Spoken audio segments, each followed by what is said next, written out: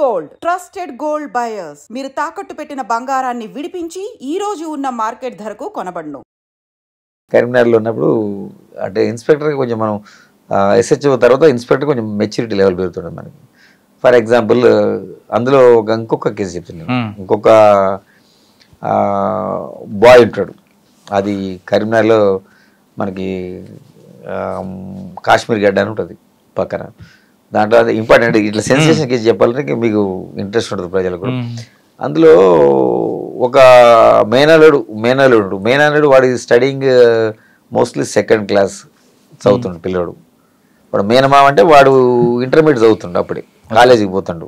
వాడికి కొంచెం బైక్ నడపాలని షోకు, మేనమామకి పిల్లలతో ఆడుకుంటాడు, సరదాగా ఉంటాడు. వాడి ఈ సినిమాలు టీవీలు చూసి రిలీజ్ అయ్యి ఆ పిల్లోడిని ఒకరోజు, నేను అది ముందు చెప్తే మీకు మళ్ళీ ఇదైతుంది. ఒకటి వచ్చింది మాకు, ఏది ఒక కంప్లైంట్ వచ్చింది సడన్గా, అంటే మా బాయ్ మిస్సింగ్, ఇంట్లో లేడని. పోయిన తర్వాత ఆ బాయ్ మిస్సింగ్ మేము వెతికినాం, ఏడా దొరకలేదు. వాళ్ళు కంప్లైంట్ ఇస్తారు, మిస్సింగ్ కింద కేసు రిజిస్టర్ చేసిన తర్వాత మాకు అతను ఆ బాయ్ ఎక్కడ కనిపించకుండా మా మీద పోలీసు మీద బాగా ప్రెషర్ ఉంటుంది. మేము బాయ్ మిస్సింగ్ అట్లా మీరు ఏం చేస్తున్నారు, మీరు పట్టుకోవాలి కదా మరి అని. నిజంగానే అది మా బాధ్యత కూడా. అది దొరక మేము అంతా మెసేజ్ ఇస్తాం, అన్ని పోలీసుని అలర్ట్ చేస్తాం, అన్ని చేస్తాం. ఆ కేసు నాకు కొద్దిగా ఇంపార్టెంట్ అనిపించింది కాబట్టి చెప్తున్నాను. ఆ బాయ్ని ఎంత ప్రయత్నం చేసినా మాకు దొరకలేదు. తర్వాత సెకండ్ డే ఆ బాయ్ డెడ్ బాడీ కనిపించింది ఆ కరీంనగర్ అవుట్స్కట్స్లో ముళ్ళపొదలో.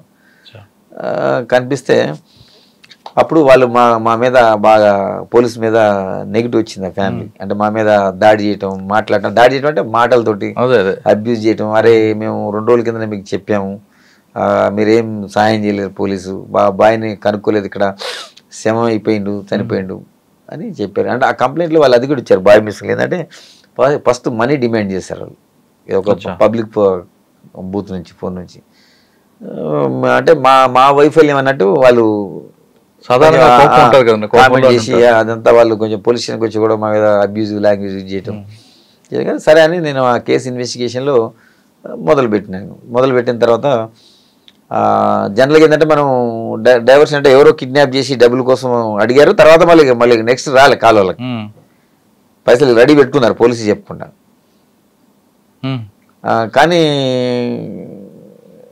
ఇక తర్వాత లేదు, వాళ్ళకి కాల్ లేదు అక్కడి నుంచి. ఇక నేను ఇన్వెస్టిగేషన్లో చూసిన తర్వాత బయట నుంచి చూసినా కానీ నాకేం ఆధారం దొరకలేదు. తర్వాత కుటుంబ సభ్యుల మీద డౌట్ వచ్చింది నాకు. మరి అక్కడ బయట నుంచి ఆధారం లేదంటే నెక్స్ట్ కుటుంబ సభ్యులు పోవాలా, దానికి గట్స్ ఉండాలి కుటుంబ సభ్యుల మీద ఇన్వెస్టిగేట్ చేయాలి. అంటే వాళ్ళు ఏమనుకుంటారు ఆ ఫ్యామిలీ జనరల్గా, అరే మేమే మా కుటుంబ సభ్యులు లాస్ అయినాం, మీ పోలీసు ఇన్ఎఫిషియన్సీ మీరు కనిపెట్టకుండా ఇంకా మమ్మల్ని అనుమానిస్తారని అనేది అవుతున్నారు వాళ్ళు ఇంటికి పోతేనే. కానీ మనం వదిలిపెట్టలేదు అట్లా. మనం పోలీస్ ఇమేజ్ పెరగాలంటే నిజమైన అక్యూజన్ నేరస్తుని పట్టుకోవాలి మనం. నేనేం థింక్ చేసి మా ఇన్వెస్టిగేషన్ స్టార్ట్ చేసిన. మనం ఏంటంటే అప్పుడు ఉన్నాయి కొన్ని యాక్చువల్గా సీసీ కెమెరాల ఇంపార్టెన్స్ గురించి మీకు చెప్పడానికి చెప్తాను. సీసీ కెమెరాలతోటి మనం ప్రయత్నం చేసినాం, చాలా చాలా చాలా చాలా చేయంగా ఈ బాయ్ని ఎక్కించుకొని తను వీళ్ళ మేనల్లుడు ఎవరైతే ఉన్నాడో వాడిని ఎక్కించుకొని పోతుండే ఒక ప్లేస్. అంటే అది కూడా క్లారిటీ లేదు, బ్లర్, అప్పుడు అంత క్వాలిటీ లేవు సీసీ కెమెరా, జస్ట్ ఏదో ఇమేజ్ కనపడేది. మనం కష్టపడితే కొంచెం తెలుస్తుంది, అంటే 50-50% ఉంటుంది మనకి. అది ఒక స్కూల్ వాళ్ళు, అది ఏది నాట్ గవర్నమెంట్ ఇన్స్టిట్యూషన్, ఒక ప్రైవేట్ స్కూల్ ఉంటుంది. అంటే మేము సీసీ కెమెరా వేయడం కూడా అదొక ప్రయత్నం. అక్కడ క్యాచ్ ఉంది. అంటే ఆ పిల్లోడిని మర్డర్ కంటే ముందు అతను తీసుకుపోవడం జరిగింది ఒక ప్లేస్లో, మోటార్ సైకిల్ మీద ఎక్కించుకొని పోతాడు. అంటే ఎక్కించుకొని పోవచ్చు కానీ అతన్ని మనం పట్టుకొని మాట్లాడలేము, ఎందుకంటే పిల్లోడిని జనరల్గా ఎక్కించుకోకపోవడం తప్పులేదు కదా, అతని మీద డౌట్ రాదు కదా ఎవరికి. కాకపోతే అతని క్యారెక్టర్ స్టడీ చేసిన ఒక 2 days. అతను కొంచెం ఇంటి దగ్గర నుంచి పైసలు రావడం, చిల్లరగా దోస్తులతోటి తిరగటం, బయట కొంచెం మిస్బిహేవియర్, కొంచెం తాగటం, అట్లా టైప్ ఆఫ్ ఉంది వాడు. అప్పుడు ఏది ఇంటర్మీడియట్లోనే వాడు ఆ లెవెల్లో ఉన్నాడు, సెకండ్ ఇయర్లోనే. డౌట్ వచ్చి వాడిని నైట్ మేము మా పాయింట్ ఆఫ్ వ్యూ ఏం చేస్తాం, బయట పికప్ చేసిన వాడిని. ఇంటి దగ్గర పోయే పరిస్థితి ఉంటుంది, అంటే ధైర్యం కావాలి నాకు కూడా. ఎందుకంటే ఇప్పుడు అప్పటికే వాళ్ళ కుటుంబ సభ్యుల్లో లాస్ అయిండు, సేమ్ వాళ్ళ మేనల్లుడు అంటే వాళ్ళు కూడా ఒప్పుకోరు. అతను పికప్ చేసి ఇక మా పాయింట్ ఆఫ్ వ్యూలో మేము అవి వేరే విధంగా ఉంటుంది, కొట్టకుండా తీసిన ఒక దెబ్బ కూడా కొట్టలేదు, అది కూడా చెప్తున్నా సైకలాజికల్గానే. అంటే సీసీ కెమెరా చూపించుకుంటూ మాట్లాడారు. మాట్లాడు తర్వాత అది ఫస్ట్ డినై చేస్తాడు, చేసినా అతను ఆన్సర్ చేయాలి కదా, హ్యాస్ టు ఆన్సర్, నీకేం కాదు నేను చెప్తామని. సరే కొన్ని రకరకాలు ఉంటాయి మనం, అంటే మనం హ్యూమన్ సైకాలజీ బిఎడ్లో కూడా చదివి ఉంటుంది, మీకు తెలిసి ఉంటుంది. ఆ హ్యూమన్ సైకాలజీ అంటే కొడితే పెద్ద విశేషం కాదు, మేము ఎవరిని కొట్టలే, కారు మనం బై క్వశ్చనింగ్ ఇంట్రాగేషన్.